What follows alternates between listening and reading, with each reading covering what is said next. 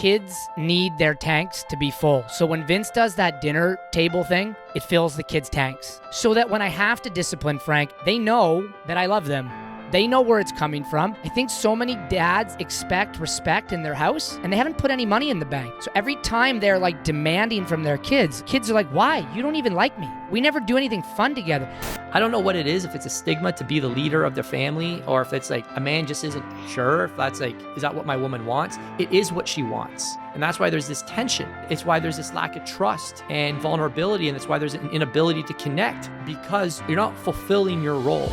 So there's a process here to start to reclaim the leadership in your family, and for the kids to look at you and love you and miss you while you're gone, and to respect you.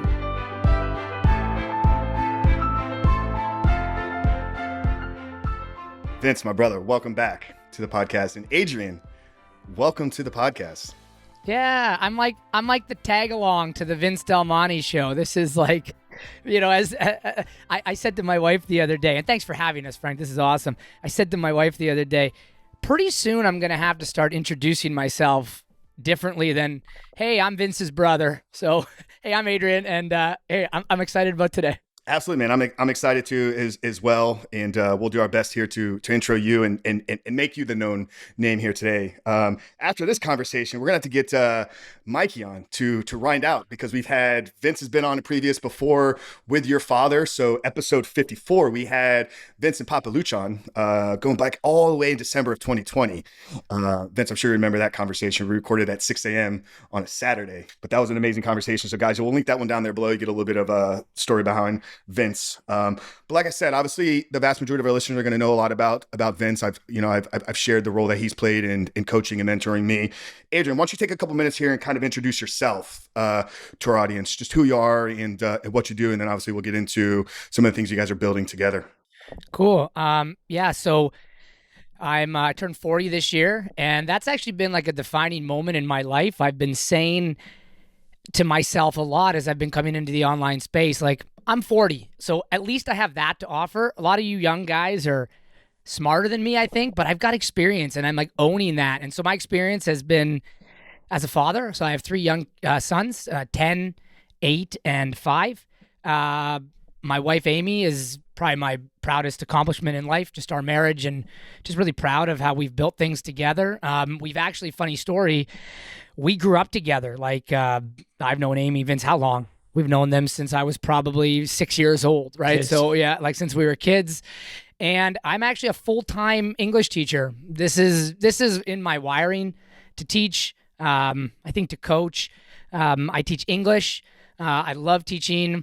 The big passion of mine as a teacher is to give my students experiences where they get to lead outside of the school walls. So I'm constantly kind of in conflict with my administration, saying like, we got to get the kids out of the classroom. They're not learning in the room. We got to get them out. We got to be doing things outside the classroom. So that's looked like leadership. That's looked like social justice initiatives. Funny, when was it? Last month, we slept outside overnight. It was snowing outside. It was a fundraiser for a local homeless shelter. Like, so these are the things that really make me tick. And then, on the side, my interests are like, I'm really into fitness. Vince and I have been running. Vince's story has been well documented, but we've been runners since we've been little kids. Our dad was a scholarship runner. I'm into running. And then my last big thing, Frank, that I would say that, and maybe we can get into some of this later, is I am really into reading, like the power of reading. I think this is something that men have lost, and it goes right back to the students that I'm working with, teenagers. And so that's a little bit about me. Yeah. Who's the better athlete? Who's the better runner out of you two? Well, Wait, what, now or then? Growing up and today. Growing up, I was, Adrian, tell them the one-stepper story. How you always were mad at me. He went to Vince is 3 years older than me. So now that's not a deal, right? Like, that's just life, right? But when you're in high school, like, I was 15, he was 18.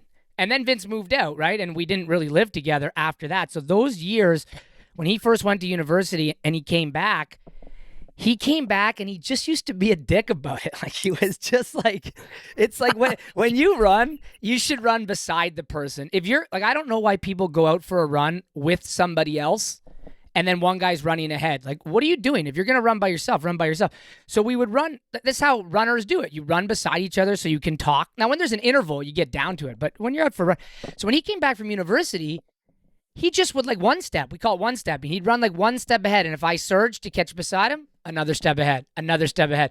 So to answer your question, first of all, our younger brother could slaughter all of us, like at all times. Mikey was a medalist at the national level. Vince and I were pretty good. I beat Vince one time, though. One race. I think he was in probably second year university, and I was in my last year of high school. I out-leaned him in a 3,000 meters at Hamilton. I remember that, Vince. I got a big poster blown up of it. It's my crowning accomplishment. Then Vince was a better runner than me by his age. Now, though, I am learning from Vince all the time in the gym. I'm not new. The gym is relatively new for me, so I'm learning from Vince all the time. I love that. Love that. Vince, what was going on there, man? You just picking on the younger kids back then? Is that what it was? A little ego, pride? I'm just trying to figure myself out. I think, what we're still trying to do today. Yeah. Just trying to, figure out who I was, and running was something I was kind of good at. So I think a lot of us men trying to figure out where we fit into the world. Running was something I had some success. Maybe I came off a good workout or a good meet and, was riding that wave, riding that momentum. So running gave the Del Montes a lot of identity. I think that's a big storyline. And it's probably what also turned us really successful at what we do, but also very dysfunctional, maybe more so for myself than my brothers, because it turned us into achievers. And you could almost look at our lives from the standpoint of we've never stopped running. Even though we stopped running competitively in university, everything in life is a race, and we don't stop to celebrate. We don't stop to feel the wins. It's just, hey, when's the next race? So, that's great. A lot of people benefit from people who are achievers, but it can also create a disconnect between your soul, your emotions, your feelings, your experiences, and everything can just become another run. And, when you get good at running, here's the thing, you can hide behind that success. So that running, while we became good at running, people sometimes forgive you because he doesn't need to be good at connecting and emotions and that, because he's look how successful he is over here, and he doesn't have time for that. And you can get away with that for a while, maybe not consciously, but that's a bit of my storyline that is carried on to creating some areas that were neglected, not knowing why. But running served us a lot. It helped us become leaders. It helped us become decisive. I even look at that when hiring in companies now. Hiring in my company, I look at what's their athletic background. I find people that come from an endurance background, a solo sport background, maybe a wrestler, perhaps a military guy, someone where their life is on the line and it's up to them to come through. Those are very different wired people. And, those are people that come factory installed with claws and fangs that can get the job done. And a lot of people who come onto teams or maybe not as successful in entrepreneurship or struggle a little bit more, they don't have those built-in claws and fangs, that ability to make decisions and to get across the finish line and understand what a do or die situation looks like. In running, I know Adrian and I, my brother, we've been yelled at in the middle of a race where I remember third year university, off the cross country. Adrian, I don't know if I told you this one, but we were competing for third place, and at about, 7-8K into the race, the coaches are tallying up the scores. So they know that third place is coming down to you and the guy in front of you. And you are being yelled at by the coach. You have to pass him. That's him. You have to pass him. This is the championship. This is it. And you have coaches yelling at you fresh. They're running around the course and you're at 8K in the race. Like, you have to pass him. This is the championship. No regrets. Let's go. Get on his heel. Go. And, when you have that, you figure out there's nobody who can push you. It's just you. Like, there's no one who could come along. It's like you have to find something inside of you and you have to dig into a place you've never been to pass that guy. And you're both hurting. Your heart rates are both pounding, your lungs are both screaming, your legs are both throbbing, you're both in pain. I think this quality carries into entrepreneurship where, we hear Frank on coaching calls and that, and Adrian, you hear this now too, where guys are feeling like, am I the only one struggling? I'm like, no, everybody's hurting right now. Well, you think you're the only person? Like, your competition has the same problems as you. And when you're in that endurance sport background, I believe that helps you normalize problems in other areas of your life, because it's the territory, right? Everybody's hurting. It's you and what's going on between those 2 years of yours. Yeah, I love that. And I love the parallel between, the individual sports and then kind of running this race of entrepreneurship. And here's maybe a question either one of you can kind of tee off here, but, both of you as fathers, I'm not sure how old your children are, Adrian. I think you might have mentioned it there at the beginning, but as you're raising up your kids, how are you balancing individual sports? So having that grit, having that ability to lead self, but then also integrating, because one thing I think you lack sometimes when you're running a race or you're doing a solo sport is you lack the integration of a team, right? I think that there's something that you get from being a part of a team sport, right? How to work with others, how to maybe step back, how to maybe lead.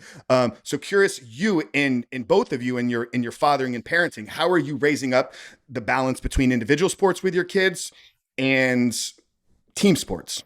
That's a good question. So my sons, I have all boys, 10, 8, and 6. And my 2 older ones they're running cross country. So, they ran cross country. They made the city finals this year, big deal. And they both said to me, both of them in debriefing, the races leading up to the cities, they said they hate the start line. I don't know if you've ever been on a start line. It is stressful. And they're little, right? Like they're little people. So my son, he weighs 52 pounds. Like he's this little man. And I'm looking at him on the start line from a distance. And this is the moment I can't be with him as a dad, right? I have to step away. Like he's in that moment by himself.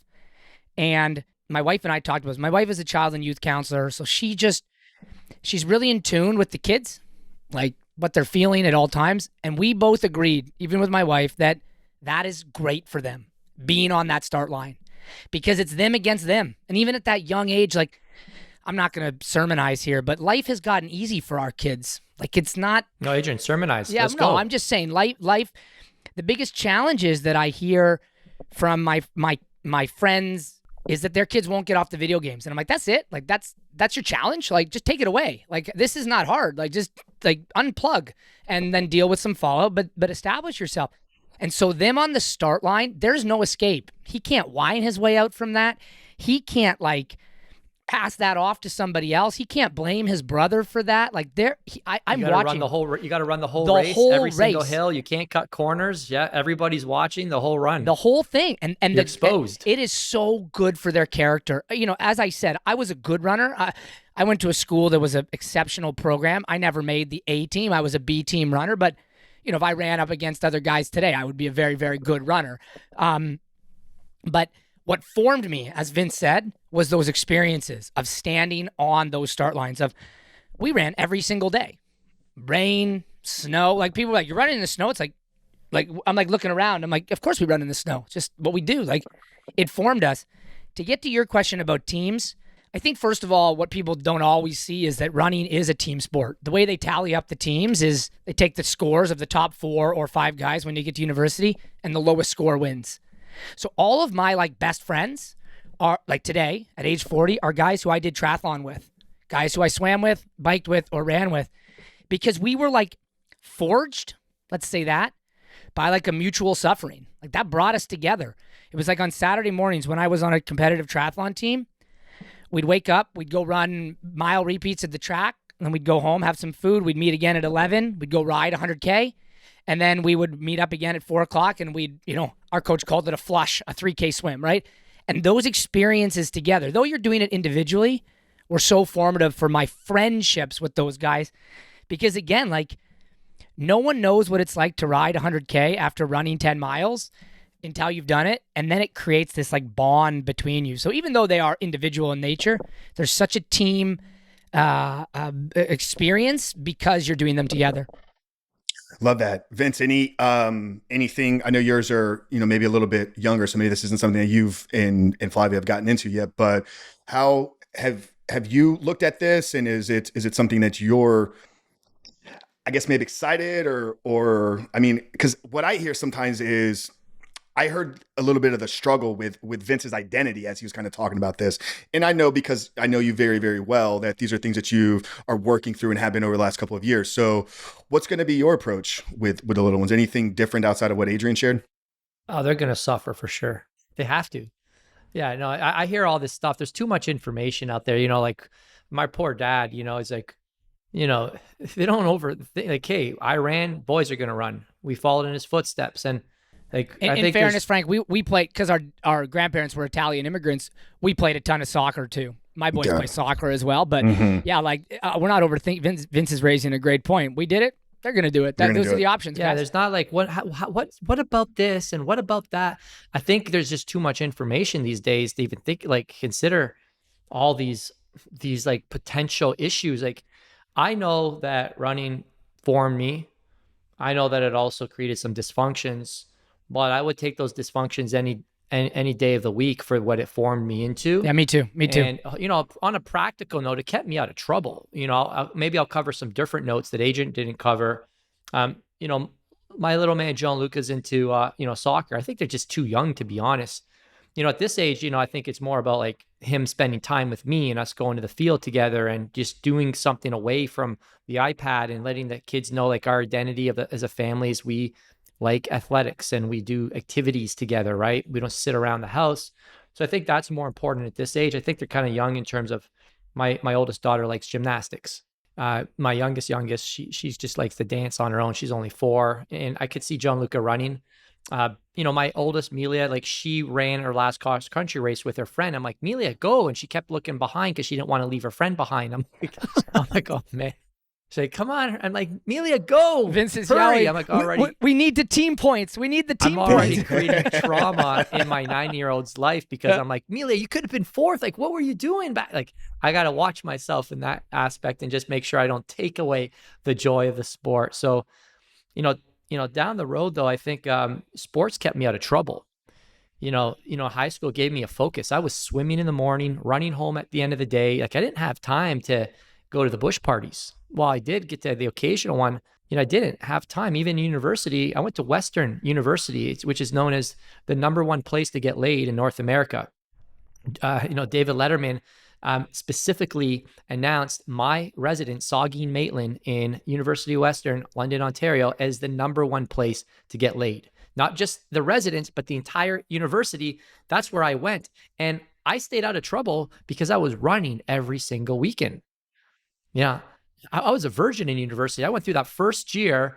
My friends came out having slept with 50 to 60 girls and 50 to 75 girls in the first year of university. Guess how many I slept with? 0. I was racing every single weekend. I was training Monday to Friday. We were racing on the weekends.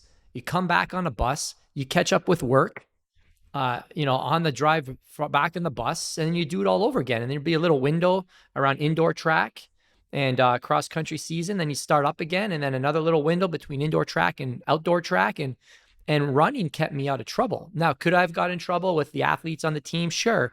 But it gave me a focus and it gave me a structure. It gave me a purpose. Like I couldn't stay out late. I had to train the next day. You get kicked off the team, and there was accountability. There was consequences that could result in being not on the team or not being one of the top 7 guys. And there was a responsibility there. So for those reasons alone, running kept me out of trouble. You know what? And I would add to that, we had a coach that used to say, guys, do what you want tonight. We're running 13 miles tomorrow morning, right? So you had this choice, right? It was like, well, you want to drink, no problem, your choice. Then you're going to do this thing hungover. But the other thing that I would say for me is what the running gave is an identity. I could say proudly, and it's something we try to instill in the men in our program, I could say proudly my whole life, I'm an athlete. Like I'm an athlete. So, we talk in our group about acting as if, right? Act as if. Like act as if you're an athlete. So what would an athlete do? Would an athlete stay up late into the night? I know you're the porn coach watching porn. I don't know. If that's what you think an athlete would do, then sure, do those things. Would an athlete sleep late and then, just binge on a buffet? I don't know. I don't think so. And so identifying myself as an athlete my whole life has served me so well in becoming, as Vince said, disciplined, focused, structure, purposeful, always embracing accountability because I act as if I'm an athlete. And this is such a great moment. One of the guys on our group called the other day, this guy's lost 90 pounds, right? And he won't actually lose any more he's always going to have, what's it called? Like it's the skin. Like the skin is now Loose skin? Loose. Yeah. well, once you lose the weight, he's not going to probably have a six pack because like he's lost that this much weight, but that the skin folds, I guess it's called, because he's been large his whole life. He said on our call the other day, he goes, guys, you know what's helped me? I'm saying to myself every morning, I am an athlete. I am an athlete. And he said, I've never said that to myself versus like, I'm a guy on a diet. I'm a guy. He's saying I'm an athlete. And that identity shift, I hope my sons do that. I love when their teachers like, tell us about yourself, and they have to draw pictures of themselves with their soccer balls or, with their running shoes. Like I like that my boys are identifying I'm an athlete. What do athletes do? These cool things, which is great. Yeah, Vince hit it on the head there when he was talking about, he had purpose in school, right? And it's like, the ability to pursue your purposes keeps you out of seeking the meaningless pleasure, which is really, it's nothing more than, sleeping with 50 plus women. It's like, I'm just really sleeping with the same woman in 50 different bodies, but it's just pleasure. It's meaningless pleasure seeking, right? And it's like when we have this purpose that we're tied to and is a part of our identity. And I know obviously you guys work with men, but a lot of the guys that you work with are fathers. I'm curious with the two of you, at what point, because you mentioned, you had the friend there that's like, can't get the kid off the video games. It's like take it away. That kid is clearly going to face some type of identity crisis in the future if he's not already struggling with it. So how do you navigate around a conversation with a little one about their identity? Is it something that you're like consciously talking to them about, or are you kind of watching it and leading them into shaping their own identity? Adrian has some amazing stuff on this. Why don't you share with them, Adrian, the family mission statement? Because that was really cool with how you've helped your kids stay off the iPads by giving them the identity. Adrian's got a fantastic approach to, giving your family an identity. Yeah, I think it's being proactive. So I'm going to give full credit to Stephen Covey, 7 Habits of Highly Effective People. But he's got another great book. If dads are looking for like, what book should I read to lead my family? Read 7 Habits of Highly Effective Families. And one of the things he talks about is being proactive rather than reactive. I think a lot of parents parent reactively. They look at like, what are the neighbors doing? And so if the neighbors have their kids in 6 sports, then they put their kids in 6 sports. If the neighbors give their kids X number of screen time, then that's what they do. They react to what they're seeing. And, if you're surrounded by good people, I guess that's an okay strategy, but our culture, I don't think, is family friendly. So instead, you have to be proactive. And what we've done, and Stephen Covey guides you through this process, it's the defining moment of part of Men of Bedrock, our program, is you build a family mission statement. And this is a super fun experience. Like we do a series of conversations over several months with my boys, and my youngest is 5. He fully participates. And then what we did is my wife and I took the kids away. We went to a hotel with this like cool water slide. The boys picked the hotel they wanted to go, just like a staycation 20 minutes from here. And that night we ordered in pizza, and we put together all these conversations into a family mission statement. And our mission statement sounds like, we are a fun family. We are a faithful family. We are an adventurous family. We are a generous family. And so we have these values so that when things come up, we don't have to say or be reactive. We say, okay, we are an adventurous family. That means on Sunday mornings, we go for walks, or the boys right now play soccer early Sundays. I don't have to negotiate about Sunday morning cartoons or giving them the iPads, because we are an adventurous family. And so iPads don't fit into our family mission statement. So look, my kids still like screens like every other kid. My kids are not perfect. They like screens. They ask for screens. But having that mission statement in advance guides the conversations versus us being like, you're on it too much. You're always on that thing. It's more like, we're an adventurous family. So this year we bought seasons passes to snowboard. So rather than us having to fight the kids, we're out doing something adventurous that's consistent with our family mission statement. It's so proactive, and then it makes it easy. It's why, like, Frank, you're a coach. First thing you do with your athletes is ask them, like, why is this important to you? Like, they say, so then when they say, well, I don't really want to die, it's like, well, what were the values that you were working towards? You want to be a healthy man for your kids. Is this behavior that is going to give you gratification right now, is it consistent with what you want? That's what a family mission statement does, except for a whole family. Love that. Love that. I like that. I would add to that, if you don't take charge of your family, someone or something else will. But with this conscientious care and conversation with your children and your spouse, you can start to create a set of values that takes your family in the right direction. So for us, two things that I declare for our families: that we're Christ-centered and we're biblically anchored and we're world dominators. I pray for my kids to raise up. PS. It's a PS. We're world No, dominators. I pray big things for my kids, that they will raise empires and they'll be kingdom builders. I don't pray small things, but that's a separate conversation. But for us, and I got a lot of inspiration from Men of Bedrock and some of the principles Adrian's led with, I've known about, but I haven't led effectively or with consistency with my family. But one of ours is that we have dinner as a family. And when we have dinner as a family, there's no electronics at the table. There's no, well, my son can't get through the dinner table because, he needs his little 20-minute show. We had that too. That was actually an issue. I'm like, what the heck's going on? People can't finish eating their dinner without a freaking iPad. So iPads are gone. You come to the dinner table with no electronics. We hold hands.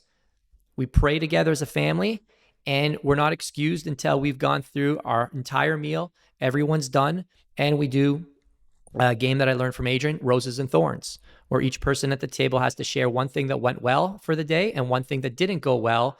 And we can, build on that. We also have this cool jar Adrian made with questions, and the kids love it. And you just pull a different question out of the jar, and then you go around the table and you have conversation. And it's a really precious time in the day where the family connects and listens, and there's no phones for mom and dad, nothing. And that's a family value. So family values that we're Christ-centered, biblically anchored, and that brings us to before bed, I read the kids their devotions. Even while I'm in Tennessee right now, the kids are back home.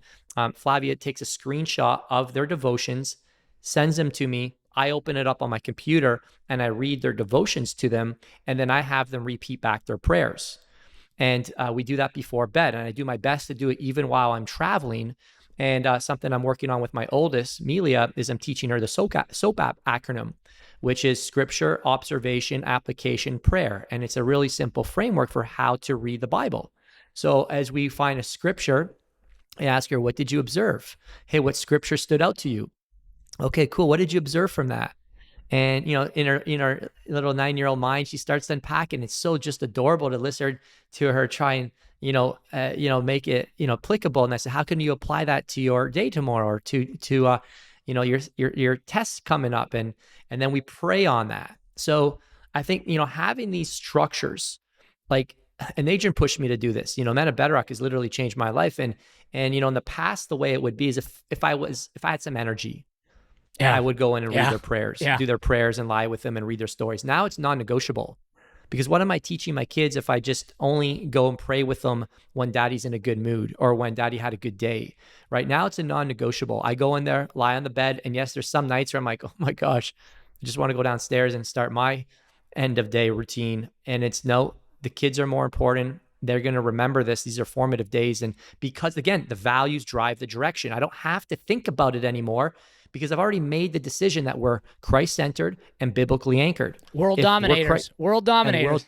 Right? So if we're going to do that, if those are our values, that the decision's already made.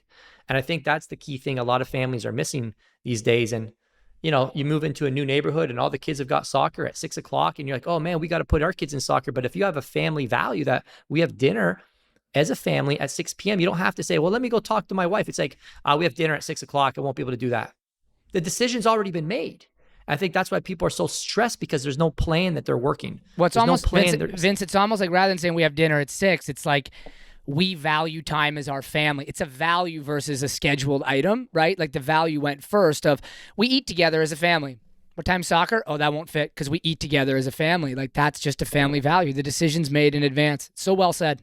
Well, Vince, you will know this. I mean, from a lot of the work that probably you and Ben have done together, like the state that you're in when you're eating is going to dictate how your body kind of processes and assimilates that. So many people eat in these stressful states, whether it's right in front of a screen, watching the 20 minutes, or for me as a single guy without kids, for 2 years, I lived in a tiny 1-bedroom apartment that literally my dining room was like the working station. And I ate every single meal at my desk. And it's like, I was never like in between work and food. And one thing, since I moved this past summer, I moved into a bigger house out here in the suburbs, is I've eaten every single meal at the dining room table. And it's like, no phone, no work, no computer, just to create, that's a value for me. That's something that's important for me as a single guy. It's like, this is my food time. I'm going to take 20 minutes here and enjoy this meal. I'm going to pray over it. I'm going to make sure that my body is ready to fully absorb it, so that when I do get into that next season, that next chapter of life with a partner, and we're raising up a family, it's like, here's what I've established as a single man that's going to be important to me. It's food time. It's food time. It's not phone time. It's not work time. It's something that I'm dedicated to continuing down my path. I love hearing you guys share your stories. Good for you. I mean, unfortunately, most guys, I'm stubborn. I don't typically learn until it's too late. And I'm like, the kids are, going crazy at night. They're fighting. You don't know why. And it's like, there's no stability in the house. The kids need structure. Like, if you're doing something different every night of the week, like, they're going to be tired. There's no consistency. There's no space just to like relax and connect and slow down. And you got to fight for that environment, because, I was at a gentleman's house the other night, and he's like, oh yeah, our kids are in activities 7 days a week. And then the wife is yelling at the kids, and then he's getting impatient with her, and then she's telling him to be quiet. And I'm like, you don't think this has anything to do with the fact that you guys are in activities 7 days a week? Like, where did this notion come from? Yeah. Can I address that, actually? Is that a question? I'd like to address that. Cliche English Welcome teacher. to the Vince Del Monte podcast show, go. where he's interviewing Adrian today. Thank you. No. I think, you know what? I think, again, it's part of reactive parenting. I think one of the books that, and again, cliche English teachers bring in a book recommendation, but one of the best books Amy and I read, I'm actually holding it. I don't know if this is video, but it's called Simplicity Parenting. It's one of the best books that Amy and I read. And the argument that it makes is that kids have too much, too fast, too soon.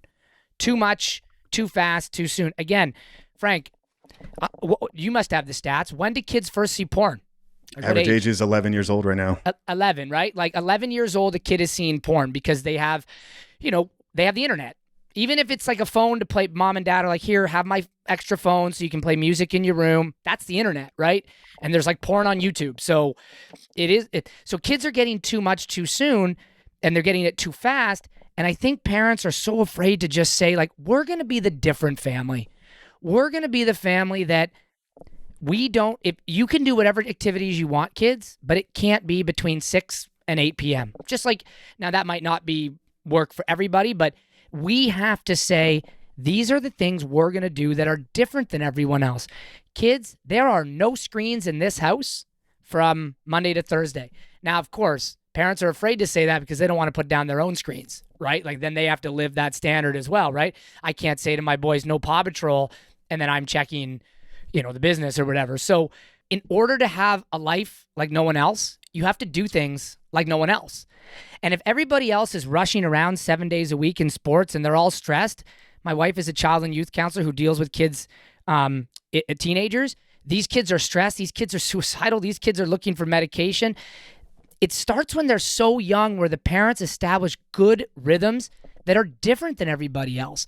You need to double down on this point that your kid doesn't need to do 3 sports. Yeah, they don't. I heard a great Father's Day message in the sermon. I'll just kick right to the punchline. He said, I'm going to be your father now so that we can be friends later. Yeah, it's great. It's great. And I think that most parents have it backwards. They want to be their children's friends now, as opposed to being the parent. It's like, hey, no, I'm going to be the bad guy to an extent, because if I'm not, who else will? Well, if you're not disciplining them, who's going to do it? Exactly. So I think this creates all these great opportunities, to connect with your children, to love your children, and just have like conversations. Kids are so receptive to emotional connection, and it's incredible how much more well-behaved kids are when the parents are stable and they're on the same page and their structures. And just even like over a short window of period of time, I've seen our kids day and night, and parents come over and like, your kids are so well-behaved. I'm like, this is just from like short amount of time of us like finally getting on the same page and doing some basic structures. And I quickly know like why their kids aren't behaving, because the same reason mine weren't behaving, there's no structure. Mm-hmm. It's this concept again of the emotional bank account. It's what we're talking about here. Again, Stephen Covey, 7 Habits of Highly Effective Families, another book recommendation, says that kids need their tanks to be full. So when Vince does that dinner table thing, it fills the kids' tanks, right? When you take your spouse out on a date, fills their tanks. A non-negotiable in our house is each of my boys gets one-on-one time every week. So my son and I went to a Starbucks and we like draw together. That's what my 5-year-old likes. So every time I do those things intentionally, I fill the emotional bank account so that when I have to discipline Frank, they know that I love them. They know where it's coming from. I think so many dads expect respect in their house. They expect their kids to listen, and they haven't put any money in the bank. So every time they're like demanding from their kids, listen, listen, listen, the kids are like, why? You don't even like me. We never do anything fun together. And it's the intentional habits. This is our program. You know what I can do? I'll link you some of this stuff and you can put it in the show notes. Just some of these easy habits that you can build that fill that emotional tank of your kids, of your spouse, so that when you have to have hard conversations, the tank is full. There's reserves in the bank. You're not pulling from a deficit. I know I'm using a lot of metaphor here, but that's the idea of like this emotional bank account that is full. Yeah, this is all good stuff, Adrian. And I'd love one of you, if you can expand a little bit, because one of the things that really jumped out to me that you said there was when you date your wife, it's filling the emotional tank for your children. I think a lot of parents, I'm sure maybe you guys have wrestled and struggled with this in your relationships, or maybe some of the men that you work with, or even some of the friends that you guys have in your parenting circles. You hear it all the time, right? It's like, oh, we can't go out on date night because we're so caught up and so busy with the kids. Almost as like taking time for the couple is going to take away time away from the kids. But in what I heard you say is it's almost like the flip, right? It's like dedicating time to the spouse, dedicating time to the relationship of mom and dad is filling the tank. Can you kind of expand on a little bit more about how that is going to impact your children? Here, I'll give you, this is a standard morning in a typical house. Okay. So everyone's getting woken up kind of grudgingly. And then like, imagine this, okay, 6:30 a.m. Everybody get up. We got to get to school. Then it's like 6:45 and it's like, you guys get your clothes on? And then it's 6:50. Did everyone brush their teeth? And then it's 7. Like, you didn't put out the garbages? And then it's 7:05. Like, I thought I got the car. And this is the environment, right? It's withdrawal after withdrawal after withdrawal versus this option. I wake up super early. I always have the kitchen cleaned before my wife wakes up. It's part of my morning routine. It's so powerful for me. Like the first thing I do is empty the dishwasher. I've just come to almost need it. Like I need the dishes to like establish myself in the morning. So my wife comes down to a clean kitchen. She comes down to me. I'm like, I've been to the gym already. And I got the coffee going, or my wife drinks tea. Like I got the tea waiting for her there. When my sons arrive in that space in the morning, there's a sense of like, Vince used the word consistency, calm, stability. Because I've treated my wife well, I've taken care of our home. My boys get to exist in that place. They're not wondering like, what kind of person is dad? Like, where's dad at? Like, where's dad? Dad's gonna blow it off the handle. Dad's gonna freak out. And my sons have seen me freak out this week, so we're very clear. I'm not perfect, but they see the consistent, intentional effort that I'm making towards my wife, and I think that creates a sense of like psychological security for them. They know this is a safe place. Hope that answers your question. Absolutely. Yeah, no, it's great. Yeah, no, it's rocks. It's spot on. You know, all these little habits just build up. And I love the analogy of the emotional bank account because, yeah, you know, you hear guys talk, oh, my wife freaked out because I left I forgot to turn the fan on after I took a shower. That's not what she's freaking out about. Oh, my wife's freaking out because I forgot to take the garbages out this 1 week. That's not what she's freaking out about. All right.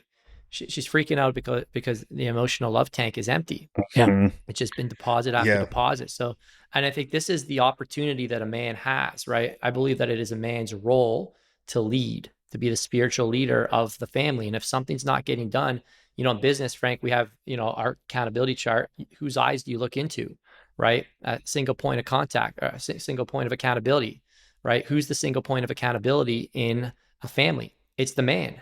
Right now, does that mean the wife isn't supportive and she's, you know, doesn't play a role? No, but if something doesn't get done, somebody needs to be held accountable. And I think a lot of men are just missing that privilege and opportunity to lead their family.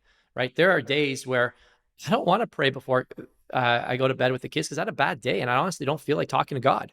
And guess what? My wife isn't going to say something most likely. She's not going to say, Vince, you're the spiritual leader of the family. Go lie with the kids. This is what you want to count. Women don't do that. They want to be supportive. They don't want to rock the boat. They don't want to stir up a fight. right? They're not going to say, Vince, they're just going to love you in the way they love you and try and support you. And sometimes the way they support you is by not saying anything, that's another issue. But a man just has to realize that this is your God ordained privilege. And it does take a lot of responsibility. It does take a lot of leadership. It takes a lot of vision. And just knowing, I think of our dad and our parents, of all the intentionality around the things that they did in our life. My dad, he always came to our track and field races. Always. He came to Always. all of our cross country races. Like, he'd come to District 10. I'm like, Dad, don't come to District 10. District 10 is like just a small meet. Like, and he'd come to Quassa. Dad, just why are you here? Come to OFSA. Come to OFSA regionals. Like, he'd come to the small meets that it was embarrassing where your parents would come, because it's just, it's a Tuesday in the middle of a week. It wasn't like a weekend championship meet. And like, Dad, and he'd be hiding in the bushes, and he'd be there, and he'd be cheering people on. He'd be cheering you on and talking to everybody. And like, thinking back, like, I don't think he missed a meet. I can't. And I think at my days, I can't think of a race that Dad wasn't at. Not definitely not when we were in high school. Maybe when we got a little older, but our never. dad built his life around us. And some people might say that's unhealthy, or he didn't have any dreams and ambitions of his own. And I don't know about that. Our dad has an incredible relationship with us. And it's because of the time he put in through those early days. And my mom too. Like, our parents invested into their children, and now they have relationships with their adult children. And I don't know if he had a vision of, like, he wanted a family, because he didn't come from that. My dad came from an Italian family where there was a lot of fighting, a lot of screaming. Even my mom's side, where, her father was absent. Her father worked all the time. So, for somebody listening, oh, it must be nice to have parents like that. Well, guess what? Our parents didn't have parents like that. This can be learned. And it comes from just knowing, like, what do we want to create? And it takes work, right? To lead a family like Jesus with love and compassion, like, it takes work. It is the road less traveled. So if you think like this is the easy route, it's not. This is the hard route. But, I always like to say that you're going to pay now or you're going to pay later, right? And I've paid, and I'm paying for, like, things that I've neglected, and things can be restored and rebuilt. But, like, if you neglect these areas, there will be a price to pay down the road. Maybe it's easy now, but then guess what happens when your kids are in high school and older, and they're going to their friends for help and tough times, and they're not running to mom and dad. And you're like, why aren't they coming to us now? It's too late. And that's definitely, nothing's ever too late. I don't believe that. But you know what I'm saying? There's consequences to neglecting the family and having these structures. So I don't know what it is, if it's a stigma to be the leader of the family, or if it's like a man just isn't sure if that's like, is that what my woman wants? It is what she wants. And that's why she's bringing so much masculine energy to your relationship, because you're not holding the masculine responsibility, and she can't be present in her feminine because you're not holding the masculine. And that's why there's this tension. And it's why there's this lack of trust and vulnerability. And it's why there's an inability to connect, because you're not fulfilling your role. So there's a process here to start to reclaim the leadership in your family, and for the kids to look at you and love you and miss you while you're gone, right? And to respect you. Yeah, and a lot of this, I mean, Vince, what you're speaking to is it's this identity crisis that men are struggling with. It's like, men don't know who they are. They don't know, they're getting attacked from one side. It's like, this is what it means to be a man. In reality, it's like all these old traditional values, these masculine, virtues have kind of been pushed away, or they've been, labeled as things that are toxic. This gives us a really good opportunity to slightly pivot into the Men of Bedrock here, because you guys provide men with a framework and the tools that they can begin to establish their own identity and then lay the framework for their family to follow. So I jump in, and then, in the third peak, and Adrian can maybe walk us through some of this, but, like, one of the big things that I think Adrian and I are on the journey of discovering, and I think it's how it reconnected Adrian and I. We had a big rift because of difference in politics and COVID and all sorts of things that tore people's families apart and started to do it to ours. But Adrian and I reconnected around the bond of fitness and reconnecting. And that's another story. But through that, I think a lot of our best conversations came from trying to figure who we were out, and figuring out traumas from our past that created behaviors and thought processes that some served us right now, but some that didn't serve us. And I think the work that we're trying to do with men is to figure out your story. and why you are the way you are. Like, why am I an achiever? Why don't I find satisfaction in passing milestones? And why do I need more? And that comes from a sense of unworthiness. And where does this sense of unworthiness come from? And where does the inability to connect with people come from? I think I want to connect. I don't think I'm a selfish person. But where does that story, where did that originate? I think, Adrian talks a lot about how most men don't start to figure out their own story, and even women, until they're in their 60s, until they're like, it's at the end of their life. They're like, how come my life ended up like this? I think the work we're trying to figure out is why you are the way you are, and what story are you listening to, and what storyteller are you believing? Yeah. Because those two things will dictate how you see yourself, either as a victim or as a hero or as a martyr, or as there's different frameworks, different personas you can take on in life. I think when you start to get clear with who you are and why you are the way you are, you can start to also extend yourself grace and mercy. And you can start to create some compassion for yourself and realize there's nothing wrong with you. You're not broken. These are gifts that you have, but there's also shadow sides to all these gifts, right? There's shadow sides to the way you are, and people benefit from the good, but then there's also stuff that we need to rein in.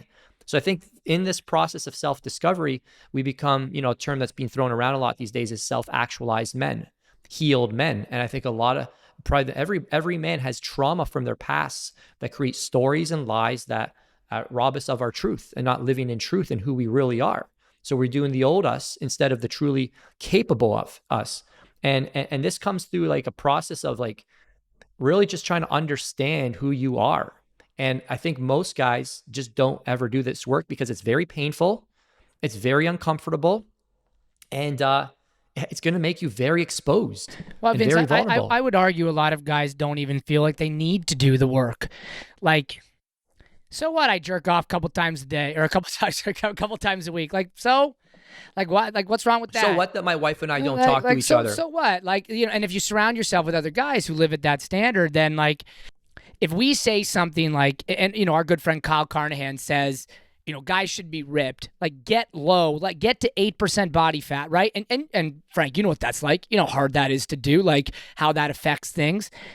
That sounds extreme, but only if you hang around with guys who want to live at 25% body fat, right? And so a lot of guys, they exist in a world where they don't have to elevate their game. It's fine. Money's pretty good. They're in pretty good shape. Their marriage is okay, but again, compared to the guy down the street, they're worse off than I am. Like, oh, did you hear about? And so I think a lot of guys aren't interested in the level of self-exploration that Vince is talking about. They're just not interested in it. Like, why would I do that? It's fine. Yeah. And sadly... Then sadly, it shows up when it's too late. It shows up when it's too late. Or they just live a life where they're pursuing things that are temporary and they never that's get... what I was saying. Yeah, you pay now or you pay later. But there are a lot of people that just are content. Me and Adrian have discovered there are people who are just truly just simply superficial. And I don't know if they're Adrian, how did you describe it? Like there's people that don't have as much, like, why do we go out with certain buddies and like this is what we talked about for 4 hours? Like we didn't talk about anything, and it's unfortunate. Like, why didn't we get to any depth? Is it because they don't have the capability, or are they actually just not interested? And we were trying to figure this out. You remember that, Adrian? Yeah, I do. And I think I am so blessed at this point in my life. If you said to me, like, how many let's call them funeral friends who would come, God forbid, if somebody passed away close in my life right now. How many friends would I have that would be there? They'd stay there the whole time. They'd watch my kids when I had to be at the visitation. Or if I passed away myself, who would be there? Who would be there for Amy and my sons? I have maybe 4 guys, right? I have 4 guys who are like, let's call them funeral friends. Yeah. But I'm going to tell you this, I'm good with that. I'm so good with 4 guys who are like, can go to that level, who want to talk about deeper things, who aren't going to like be weird flexing with their salaries and their jobs and their cars and whatever else. These are guys who I go to for everything. And it took, I'm so grateful that I know that at 40. I know who they are. I could name them right now. I'm not going to because it's embarrassing for them if they listen. But that's amazing. I know who they Adrian. are. Yeah, and I think that's amazing that you are aware of the need for these, and you're aware of who the men are within your life. And I would say 4 puts you light years ahead of the vast majority of men, because I'll have to pull the study, but there was a recent study that was done, and they polled both men and women, and it was centered. It was around how many good. I think the language they used was like good friends, and good friends being the person that you could call in an emotional need, right? Not the person you're going to go have drinks with and talk to surface level stuff, but kind of similar to what you were saying in terms of these funeral friends. The most common answer for men today is zero. Is that right? Most men are in a crisis because they don't have a single person in their life that they could call in time of need. So to kind of wrap up here and kind of bring it to a close here, what are some steps proactively that men could take to find these, call them funeral friends, or find the men that they need to have these real conversations with? Obviously, join the Men of Bedrock, join a program like what we provide here. Join But outside of that, what are some actionable things that the guys can kind of maybe walk away with here today? I think part of it is choosing. Like, you have to choose who to invest in. Like, if Vince, if somebody says, well, Vince has a coach who's called him out a few times, because Vince will say, well, I like the coaching this guy over here provides. And his coach is like, yeah, that coaching works. My coaching works, but you have to choose. And I think a little bit at the age men are at, I'm going to use my age again, age 40, we don't have the time to go out socially twice a week.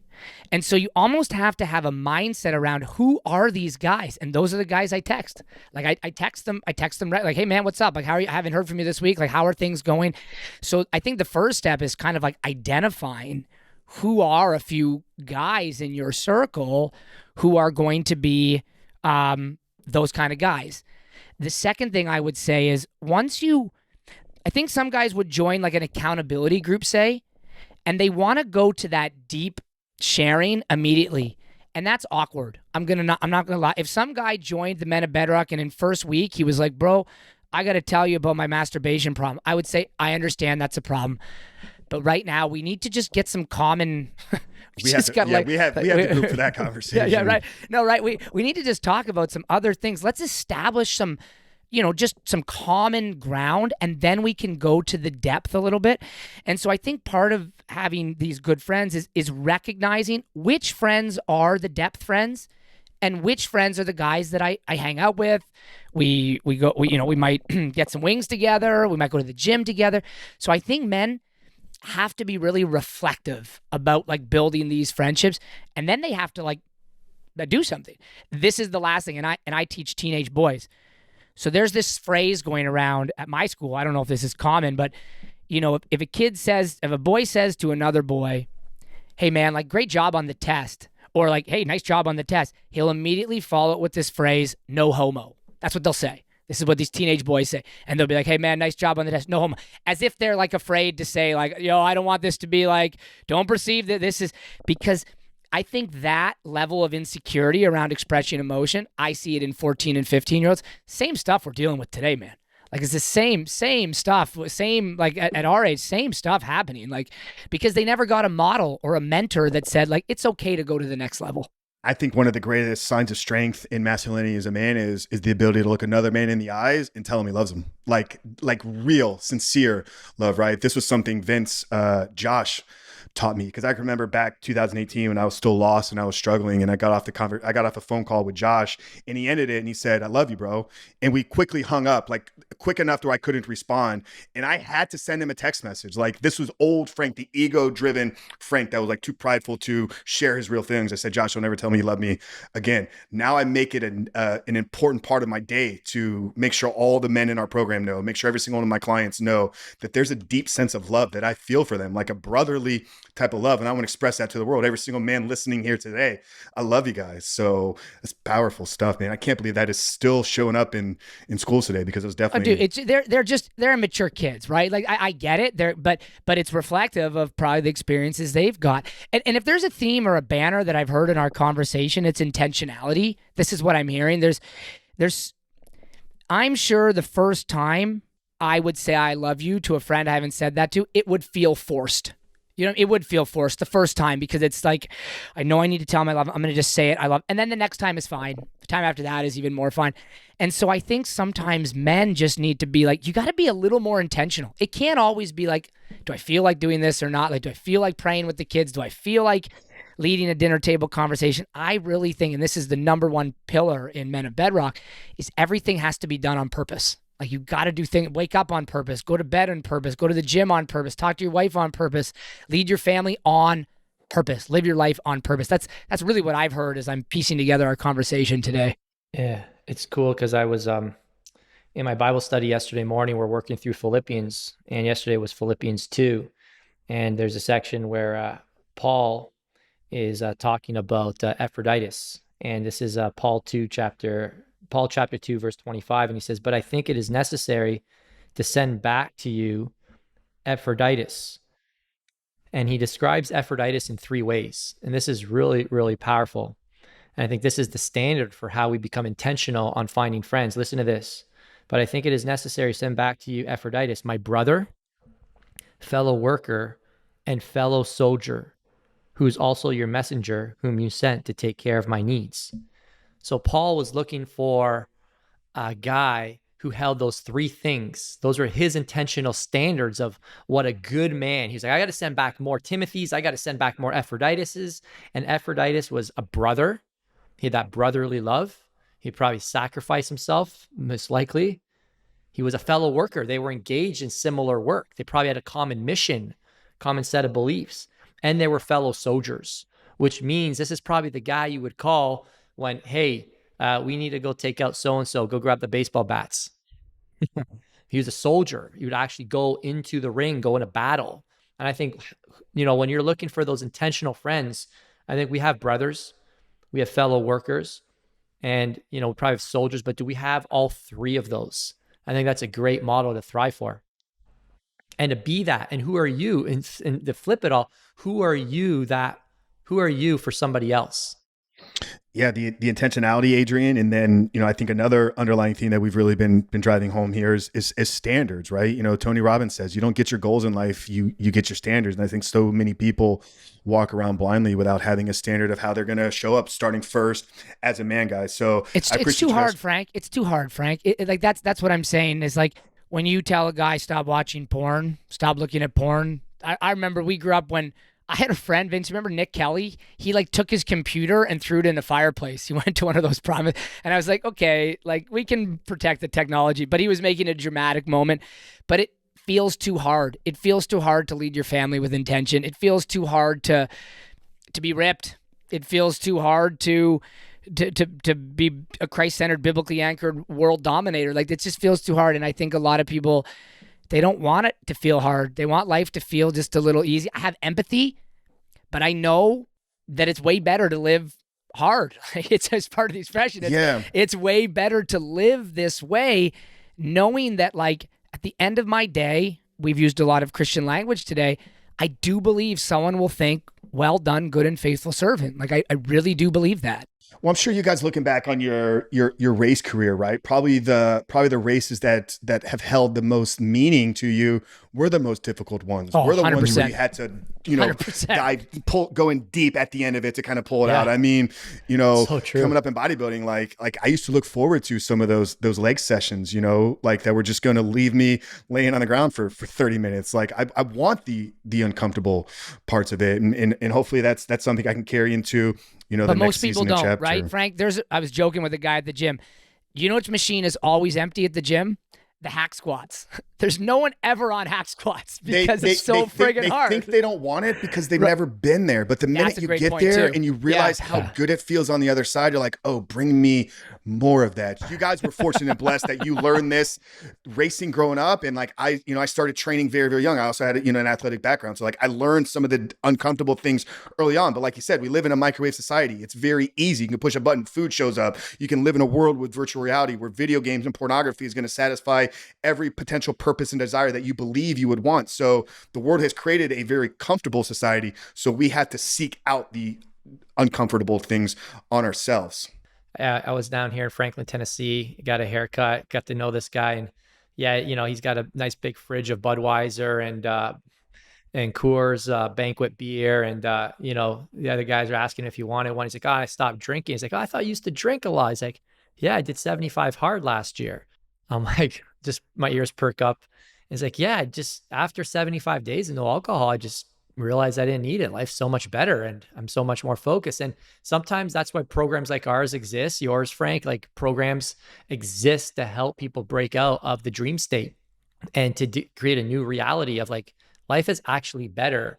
And you've just got comfortable with the comfortable, but you can get, that can become the uncomfortable, but it takes discipline, takes a plan, it takes consistency.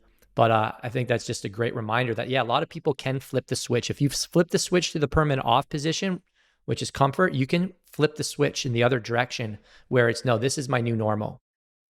And it truly is incredible what a short window time of focused, intentional effort can ultimately do. I mean, you guys, birthed an entire, men's leadership 12-month program out of 75 days, 75 hard. I know that was, I know that was a big part of the original story. The work that we've done, we've turned relationships and marriages and men's lives around very short window of time. So, it's like people, they don't understand how quickly they can change very, very short. So as we wrap it up here, guys, Men of Bedrock, tell us where to find it, what's going on, how can men get involved, how can they learn more about it, and what is a Man of Bedrock? And maybe a quick kind of 60-second riff on what it means to be a man of bedrock. Yeah. So 4 quick things. What a man of bedrock is.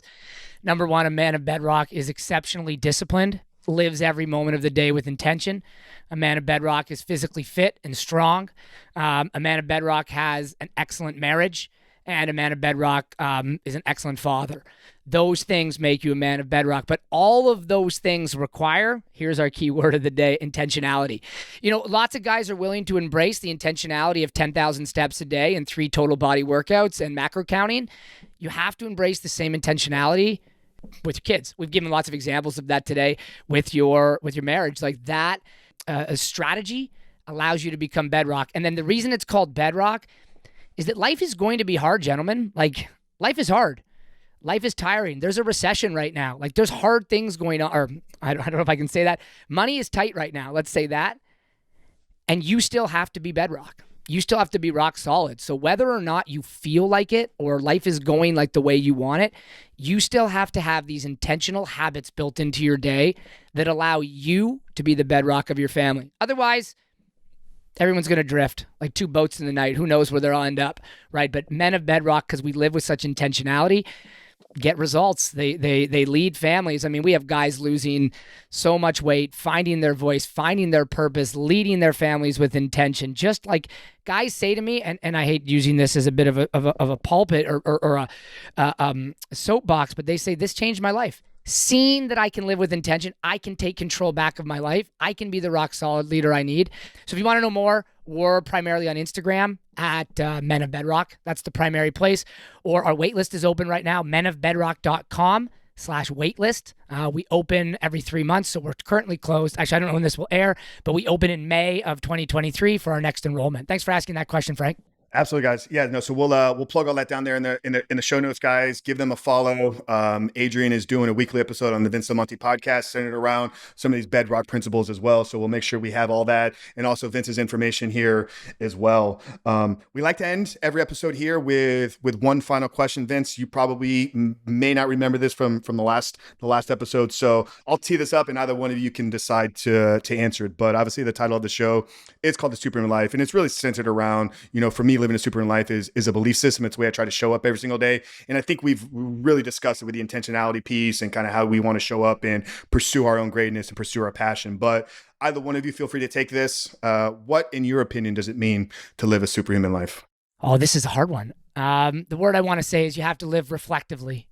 Reflective. You have to live a life where you're aware of the consequences of your actions and recognizing that you can control the direction of your life. But that only comes with self-awareness, knowing yourself, and then awareness of how your actions are affecting other people. I don't know what other guys tell you, but I assume there's a lot of like, you just got to go, you got to push through the wall. Fine, great. But I think you have to be a reflective man. That is just cornerstone for me. It's how I find such meaning in my life that I'm deep. I don't know. I guess I can say that word. I'm deep. I love it. There's a richness. No, Adrian's spot on. I haven't done the work. We watch our dad journal ever since we were a kid. I don't know where dad's hiding those journals, but when he passes, there's going to be boxes and boxes and boxes of journals that he's been He's been journaling every day for probably 40 plus years. And, Men of Bedrock got me journaling again at the end of the day and just reflecting on my thoughts. Why did I take that loss so hard today? Yesterday, what happened? Oh, anyways, I've been going through some personal stuff lately that's been rocking my boat, and something happened yesterday that should have rocked my boat. And when one of my brothers, not Agent Mikey, messaged me, goes, how do you say, like, I can't believe this isn't even phasing you. And I've just had so much time to reflect on rejection and loss, and just thinking of why I'm taking it so hard. And things now hit me. And because I've been able to reflect on why I used to react and where that came from, I'm able to talk to myself and say, it's all right, buddy. I'm able to talk to that traumatic younger boy and say, it's okay, buddy. We got this, man. You've been through this before. We've been here before. You got this, brother. And I talk to myself, but I wouldn't have known that throughout this reflective process of just asking myself why and trying to understand who I am. So I think it's hard work, because you might start to see a part of yourself. Like, looking at yourself in the mirror is the hardest part in life. I think that's what is superhuman. I just added what Adrian said. It's just to be able to look at yourself in the mirror and see where you have to take ownership. And, sometimes it's too late. You can take ownership, but sometimes there are, like he said, there's consequences to things that have happened in the past that can't be erased, but that doesn't mean you can't make amends and move forward. I love that, Vince. And journaling is a big part of our work in the program that we do, and it's changed my life. And it always brings me to the quote by Viktor Frankl in Man's Search for Meaning. And kind of speaking to what you just shared there, Vince, between stimulus and response, there's a space.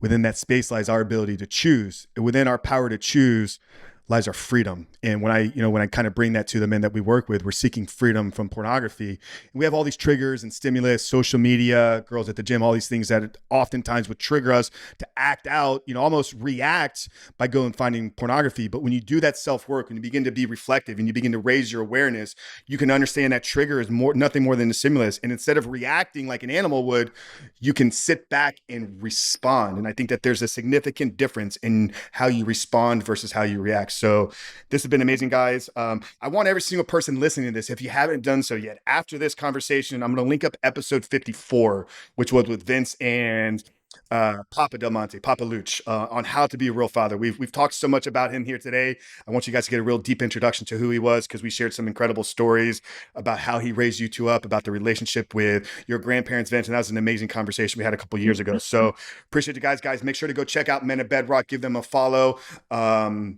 Check out the wait list as well if this is something that you guys are interested in pursuing. So for Vince, Adrian, we love you guys. Coach Frank here. We'll see you next week.